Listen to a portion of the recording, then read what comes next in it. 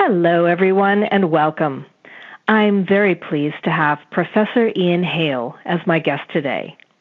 He is from the historic city and county of Bristol, England, and is a member of British Mensa, the Academia Constantiana, the Athenian Society, and a graduate of Portsmouth, Bristol, and Bath Spa universities.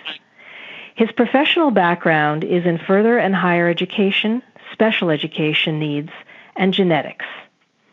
In addition to being a writer and practitioner specializing in autism, he is personally on the spectrum, and with his most recent book, Asperger's, Autism, and You, he hopes to bring a new dimension of understanding to the challenges faced by those who are differently abled. It is his belief that only someone who lives it truly knows what it's like. He wants people to know that this book isn't simply academic theory or clinical observation. It is how it really is, both the good and the bad. Oh, and he has 4 cats, Tisha, George, Pearl, and Thor. Welcome, Ian. So glad you could join me to talk about your research, your book, and the unique story behind it. Thank you. It's very good to be invited and to have the opportunity to speak to all your listeners as well. And just so our listeners know, we're going to be doing multiple podcasts on the topics to be covered since you're joining me from a very different time zone. I believe you're in Spain right now. Is that right? Yes, that's correct. During the winter, it's a lot warmer in Spain than it is in England, let's say. Yeah. Well, I certainly can't blame you for that. All right. So to begin with, in your research, have you noticed differences in the presentation of symptoms depending on gender? And is there disparity in terms of ratio of those who are affected? If I can answer the second question first, if that's all right. Yes, research from the time that autism and Asperger's were discovered, and they were discovered within 1 year of each other in the 1940s, it's been noticed that there is a huge difference in terms of the ratio between male sufferers and female sufferers. The figure that's generally reckoned is that it's about 4.2 to 1. For every 4.2 males that are on the autism spectrum, 1 female is. Now, one would have expected that as diagnosis and diagnostic screening improved from about the 1990s onwards, that disparity, that ratio would decrease. In fact, the absolute opposite has happened. What we're beginning to see now are reports coming in from different parts of the world which suggest that the male-female ratio is perhaps 9 to 1 or even 16 to 1, which of course poses the question as to why. And that's a topic I look at in the book. In terms of presentation, yes, it's different between males and females, and it does make diagnosing females properly a bigger challenge than males. As a general rule, females, particularly young girls, are far better at masking their symptoms than boys are. Boys will express their feelings quite often violently, not necessarily physically in terms of having an autistic meltdown, but certainly verbally and by being very fidgety or throwing things around or being obviously very, very overactive. Girls tend to repress those things and push them down. So they tend to be much shyer. So they get overlooked, and this is a huge problem we need to be looking at. And a lot of people are looking at it. And again, it's something that I've really emphasized in the book. I think another problem is that, particularly if you're talking about Asperger's syndrome, a lot of the symptoms of Asperger's, when they're displayed by females, are regarded as proper or even desirable in many cultures. To give an example, the avoidance of eye contact. In many cultures, this is considered to be, proper, in inverted commas, modest female behavior. So it's very easy to overlook. And girls, again, as I say, are much, much quieter. So they don't attract the attention. The problem is not perhaps so much an actual diagnosis, but in noticing that a particular girl is different and should be properly investigated. That's my feeling on the subject. Well, you make some very, very interesting points and some very good points.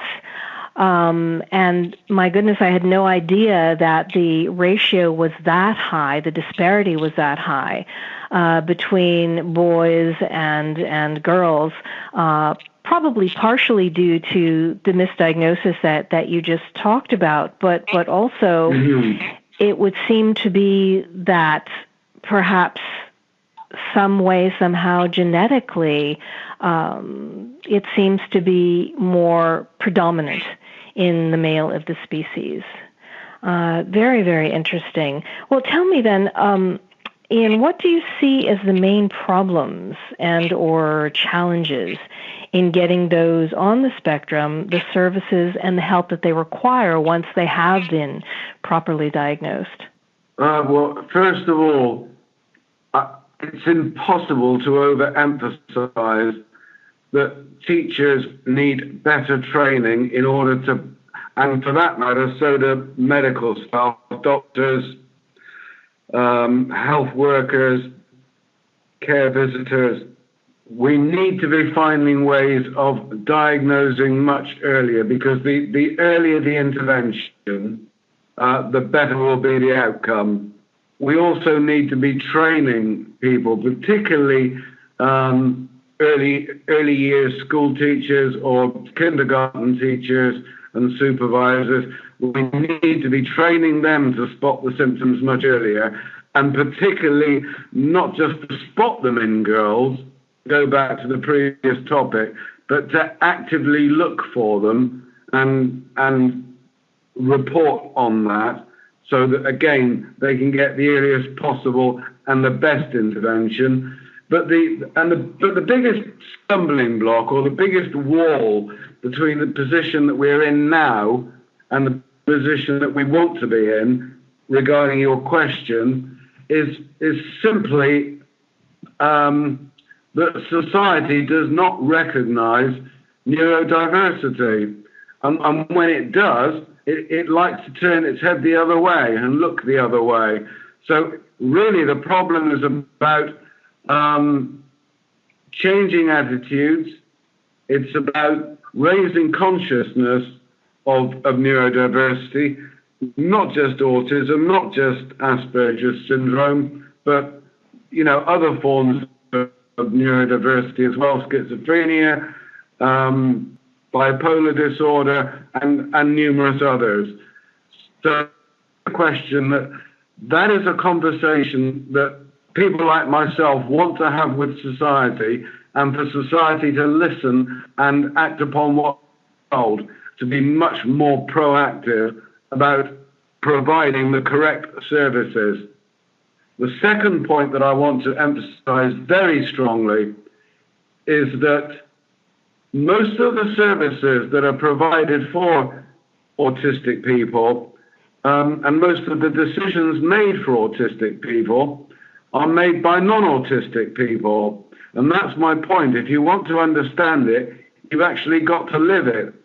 So what I want to see is a huge change, so that people who are making the decisions about what's needed for any particular person on the spectrum is on themselves, because they're the only ones who really know how it feels.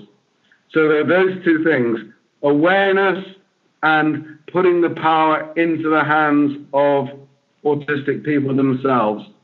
Well, I agree with you entirely on that, Ian. I think that people who are on the spectrum, people with special needs, must have a voice in making these decisions and in creating these services and making these services accessible and defining how these services are to be tailored and how they are to be delivered.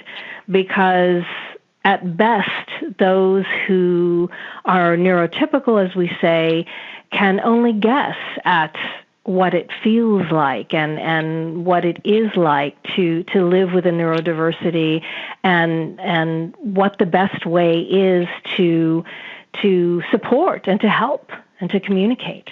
So I agree with you very, very strongly on that point. So I know that our time in this particular podcast is drawing to a close. So before we do end, how can our listeners contact you if they have questions or they want to know more, if they want a consultation, or perhaps they want to get your book? My email address is ianchale@hotmail.com. IANCHALE@hotmail.com. And, I'm happy to set up consultations, online and provide that service. Well, thank you so much, Ian, for joining me today and for sharing a bit of your story and your experiences and research. It's really wonderful, wonderful information, and I'm looking forward to continuing our discussion in the next segment. Myself as well. Thank you very much. I also want to thank our listeners for spending a part of their day with us. I'm Gilda Evans, reminding you to take care of yourself and that special person in your life.